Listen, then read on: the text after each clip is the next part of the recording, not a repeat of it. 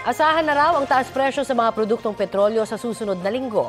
Matapos siya ng rollback nitong Martes. Sa pagtataya ng Department of Energy, naglalaro mula 1 peso and 10 centavos hanggang 1 peso and 50 centavos ang taas presyo sa kada litro ng diesel, gasolina at kerosene. Ang dagdag presyo, posibleng dahil sa patuloy na girian sa Middle East, pagkaantala ng shipping sa Red Sea at Suez Canal, at ang nakikitang pagtaas ng demand sa krudo ngayong pong taon. Sa kasalukuyan, naglalaro mula halos 53 pesos hanggang mahigit 67 pesos ang kada litro ng diesel sa Metro Manila.